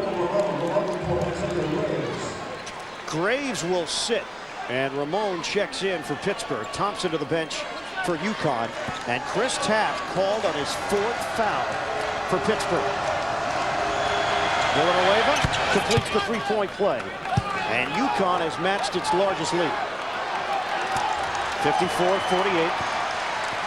This is where you would expect the fans to start getting a little noisier right now.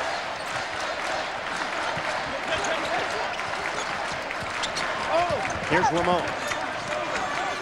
Krauser had a notion. Ramon is open. Side 3. Rebounded Troutman, and he draws the foul. Pittsburgh one field goal over the last 4 minutes, but Troutman goes to the line for a pair. Monday, Dave's all new with Be Cool star The Rock, plus snowmobile stunts on 53rd Street. The Late Show, all new Monday on CBS. Villanueva, his 3rd foul, and the 8th team foul against UConn. Troutman for a pair. Second half here, he's been much more on the quiet side compared to the first contest. Second half, he had 25 of his 29 points. Chevy Troutman has already earned his degree in communications rhetoric. 50-year senior following his miss. Troutman trying to power his way in. I love the way he goes after the basketball. I mean, there's no quit. Pitt down by 5 with the ball. We come up on 8 minutes to play. It's where they have to continually look to get the ball down low. Not necessarily to score down there if they get it, because the big guys for Huskies are all in there, but that'll free up the perimeter. Krauser lets it fly. Rims out. McCarroll cleans it up. Starting to do their work in the offensive glass. Both of these teams like to go after one another. Very good team rebounders in the Big East this year. Panthers within 3. Crowd reignited. Reach it. Krauser. And Williams goes to the line for the 1-and-1. That's number 3 on Carl Krauser, Jamie Dixon's point guard. Getting points off of putbacks. And a big bucket for Pitt. UConn leads by 3. Look at the game summary. Pittsburgh shooting a major problem in this second half, and UConn has been able to control play for the most part, but only a 3-point game as we welcome you back courtside. Ian Eagle along with Jim Spinarkle. What's the approach right now if you're Pittsburgh? You know that there is a sense of urgency right now for Jamie Dixon and company. How do you think they look at the final stretch of this game? I think the sense of urgency is kind of stick to what got you here. What are your strengths? I think your strengths really are Troutman and getting the ball as much as you can on the blocks. Obviously, from both ends, the 3-point shots have not been dropping that well this afternoon. But what I would think is force the ball down to the blocks and then look for your kickouts for your threes. Don't try to take the threes off the dribble as much, but work it to the blocks first. At the free throw line, Marcus Williams able to hit on the first. 55-51. 7:48 to play, second half. At the Peterson Event Center in Pittsburgh, Pennsylvania. And UConn able to extend the lead. Still with the good matchups here. Going away of it, guarding Troutman. Gay on McCarroll, and then you got Boone up front with Taft. So the lineup's pretty good in terms of the matchups defensively for the Huskies. Carl Krauser, screen from McCarroll. 13 to shoot. Krauser is pushed by Gay. And 1-and-1 now for Krauser. Each team with 9 fouls against them. Second foul on Gay. And Krauser, 78% shooter.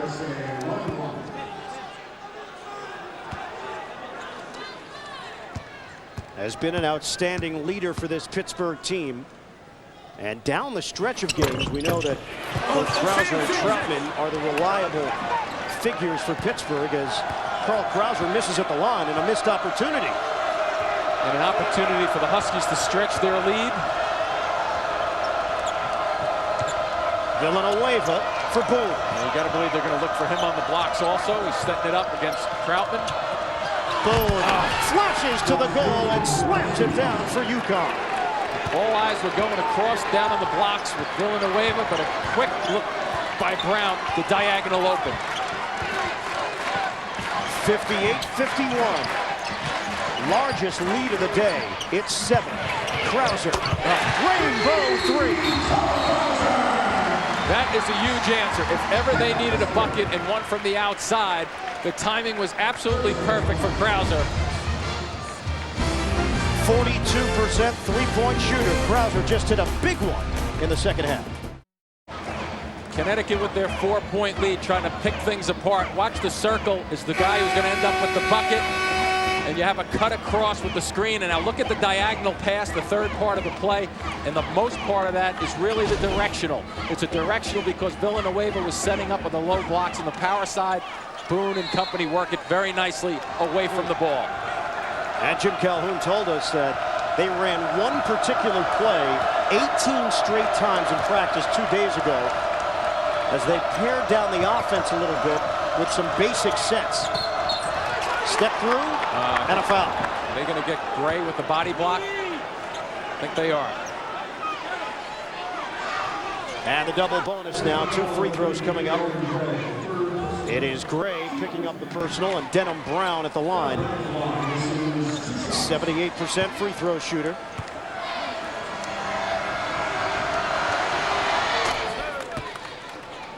Denham Brown, international experience with the Canadian national team from Toronto. And good-looking free throws from Brown. Really making a difference for this Husky team since he's been in the starting lineup. As a starter, averaging better than 13 points per game. 51% from the field. UConn 60, Pitt 54. McCarroll lets it fly. And count it for three. Well, good work off the screen just then for McCarroll, a guy who's not really a long-range threat, usually at 22% or so for the year. He shot that one as if he was like a 62% shooter. Shake and bake, Williams. Boone had it blocked. Troutman's got it. Look at strength taking over right there. And here comes Pittsburgh, down by 3. They don't have the numbers. Ramon creating for himself. It rims out. Troutman on the inside.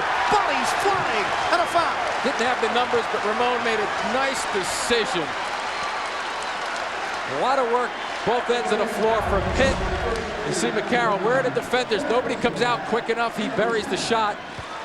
And Ramon coming down. Look, he's finding, he's slicing. All of a sudden, he gets his left shoulder ahead of the defender. Once you have that, you have some activity, you have an advantage, and then you can go after with Troutman on the glass. And the 4th foul on Denham Brown for UConn. 2 free throws for Siobhan Troutman. And he missed it. Brown is going to sit. He's replaced by Antonio Kellogg. Well, Jim Calhoun doing the smart thing right there. He's stacking this up for the last 3 minutes of this basketball game. Chevy Troutman on senior day. Missed them both. Pittsburgh 11 of 23 from the free throw line. UConn up by 3. Good hands. McCarroll stepping across in the passing lane. 20 turnovers for UConn. Krauser breaking down the defense for the Deuce. We've been spending some time talking about the front line play. How about Krauser and Ramon? Last 2 trips down the floor, slicing, dicing, and making it pay off. Pittsburgh within 1 with 5:24 to go. Take a look at the game reset. UConn 60, Pittsburgh 59 with 5:24 remaining. Both teams over the limit. Possession arrow favors Pittsburgh. Every time you think UConn might be able to extend, bring it to 8, bring it to double figures, Pittsburgh has had the answer. And it just hasn't happened in the last 3 or 4 minutes of this game. That's been the storyline since the beginning almost, when the Connecticut Huskies took their lead. 8-2 run for the Panthers. Kellogg against Ramon. Would like to get it to Villanueva if they can get some isolation, but Troutman's all over him. And switches over for Gay right now to push him out on the floor. Shot clock at 6. Gay leading jumper. Villanueva comes up with the loose ball. And a push against Charlie Villanueva. Pittsburgh will have a chance to take the lead at the free throw line. That is number 4 on Villanueva.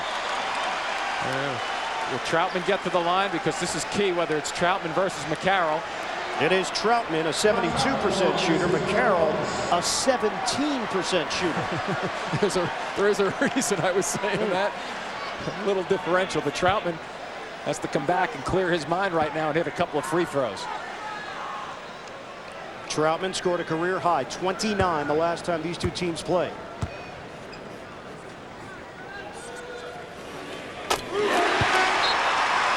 His mom, Gayan Troutman, on the left. His sister sitting alongside. He is one of 8 children from Williamsport, Pennsylvania.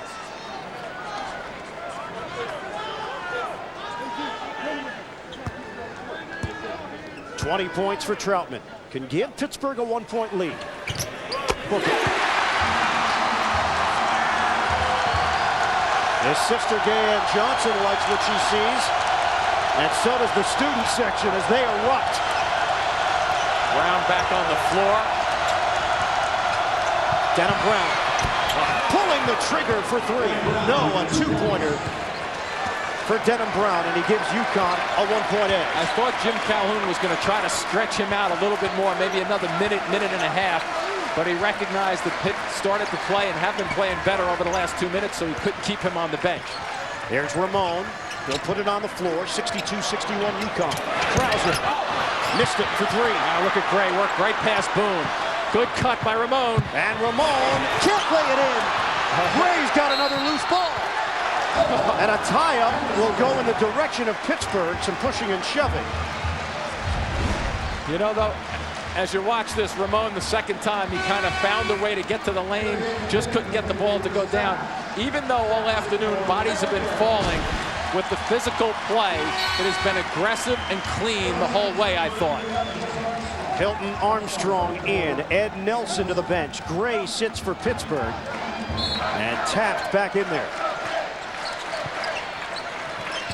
We will hit the 4-minute mark. Krauser, the floater! Pretty floater, to say the least. They're not intimidated by the taller bodies with the Huskies down deep. 63-62 Pittsburgh. Connecticut has to try to do a little of the same. They're not touching the ball in the blocks that often.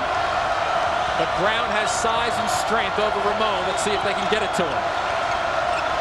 It's Brown operating with 4 fouls. Good force. They forced the ball away from him. Williams slipped and kept his dribble. Shot clock at 8. That's the key. If he didn't keep the dribble, obviously it would have been either a travel or a discontinue. Shot clock down to 2. Williams high off the glass. See, from that angle just then, that is a terrific decision by Williams. He worked his way to get him to a spot on the floor where he didn't have to try to lob it in over the rim, which is the toughest shot in basketball. He used the glass nicely on that one down the middle of the floor. Williams has grown as a player in his sophomore season. He gives UConn a 1-point lead. One of the most improved guys in this league, especially from a point guard perspective. Troutman against Armstrong. Foul called. Oh, he is crafty. He is body first, line second. 2 free throws coming up for Troutman. The difference right now, this Marcus Williams bank. UConn leads by 1. Hard-fought Big East showdown here in Pittsburgh, 64-63. UConn leading the Panthers with 2:58 to go, second half. Pitt 13 of 25 as a team from the free throw line. And that's exactly where Chevy Troutman is. Final home game as a senior. 7 of 10 from the line. Now 7 of 11. The foul trouble, it has developed for both teams. Villanueva, Denham Brown, Kendall and Taft, 2 bigs for Pittsburgh. So it will be interesting down the stretch. Still 3 minutes left, so you want to make judgments. Another miss for Troutman, a big miss. You want to make judgments as a player if you have 4 right now. Not to give up a foul right now, just play tough defense, because if it's the last minute of a game, then you really can't think that way. UConn maintains the 1-point lead. Williams feeding inside. Boom, jump up. Boy, a guy who has not touched the ball has had not one of his typical games, but a big answer right there with that jump hook and nice positioning before the catch. Connecticut leads by 3, under 2.5 to go. Krauser, the drive. Off the hands of Taft. Here's Ramon. Anticipation by Gay. Gliding through for the bucket and the foul. We have seen that a bunch of times this afternoon with Gay's ability to go in. And first you see here Boone, a big bucket for Connecticut. Nice step across. Soft touch, but watch the arm. The big hand comes out with Gay, and then he tucks the basketball away. On the drive to the basketball, he gets body, that body gets hit, the ball is tucked away, and he gets an opportunity to finish it off. And the opportunity for the extra one right now. Rudy Gay is 4 of 6 from the line. McCarroll is 3rd foul. And Gay can't convert. 68-63 Connecticut. Troutman, a 3. Over the back, McCarroll. And Denham Brown is going to shoot free throws on the loose ball foul. Carroll didn't have much of a chance on that one. He was out of position, but gave it a swat just to try to get it over the tap.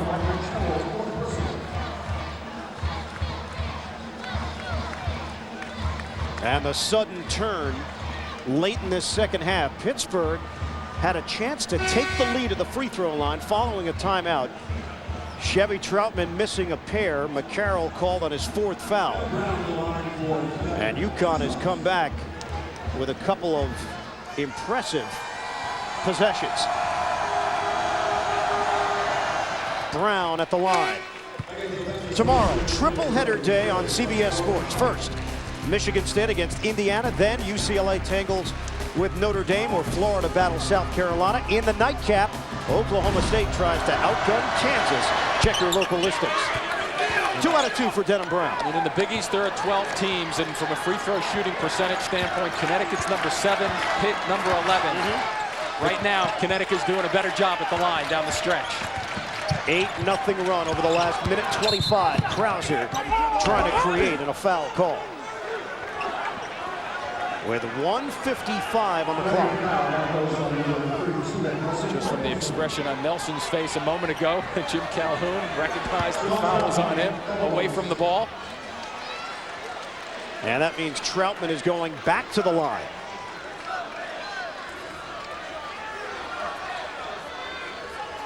Free throw shooting a major problem today for Pittsburgh. Down by 7. Crowd comes to a hush. Now Nelson is going to sit, and Villanueva with 4 fouls will check in. See if Calhoun can go offense, defense the rest of the way. Well, Pitt doesn't do it too often. They haven't been doing it, but the fact that Krauser is now in the free throw lane indicates they may be switching the defense up right now. See, Krauser's the middle guy on the right side. Oh, he can't do that. And Troutman knew he missed it from the second it left his fingertips. They were looking to pick up full on that one, but they can't after the miss. They got to get a stop now. UConn will spread the floor a little bit, take a little time off the clock, but they don't want to be too patient and get out of their rhythm. Pittsburgh looking for a stop here. 6-point differential, 1:35 to go. Williams directing traffic. 10 to shoot. Williams on a crossover. Krauser got away with the grab just then, too.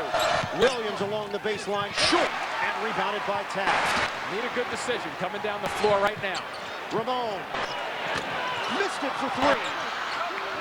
And rebound controlled by Villanueva. Some might say pretty quick, but others, knowing the Pittsburgh team, would say that Ramon is a great shooter. Why not take a shot? Down 6 in that situation. Not a bad decision. We hit the 1-minute mark, second half. Tight defense. Krauser goes down. You have 15 seconds, so you don't want to foul right now, but this is a huge possession in this game. 9 to shoot. UConn looking to ice it. Now they foul. Ronald Ramon with 7 seconds left on the shot clock. 46.9 on the game clock.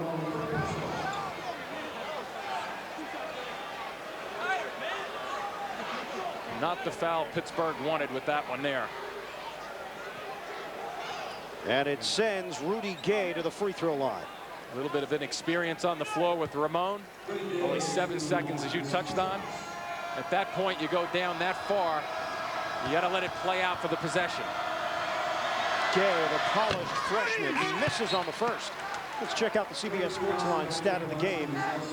In this half, Pittsburgh 9 of 28. UConn picked it up 12 of 22.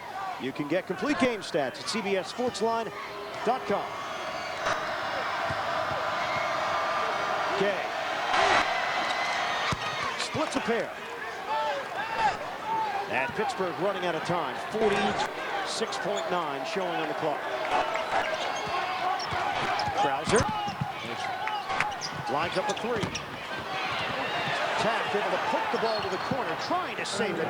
It's out of bounds with 38.8 left to play. Villanueva in, and Nelson to the bench. And Pitt has no choice right now. It's a go for the steal. You miss it, foul immediately, and hope that UConn doesn't break the strategy and they miss 1 out of 2 at least at the other end of the floor. Villanueva gets it in. They have to foul Williams. Yeah, valuable seconds every time somebody dribbles the ball. So UConn in control here. Chevrolet most valuable players of the game. Charlie Villanueva, 14 points, 13 rebounds, and Javon Troutman, the senior from Pittsburgh Chevrolet, will make a contribution to each school's general scholarship fund to reward outstanding students for their academic achievements and to assist those in financial need. Williams good on the first free throw. And Pittsburgh is making life even more difficult on themselves with their third consecutive loss. And a tough schedule coming up. Boston College and Notre Dame to finish off the Big East regular season.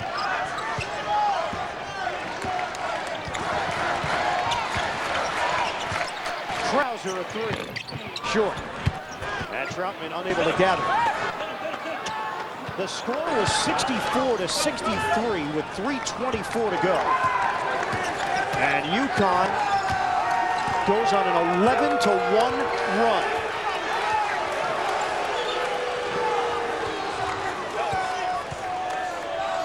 Just dribbling out the clock. Pretty good answer by the Huskies here. They withheld some runs by Pitt, getting them ready for the Big East tournament, getting them ready for March. UConn continues its hot streak and a damaging loss for Pittsburgh, 73-64. Jim Calhoun and the Huskies win it. Back with a final thought after this.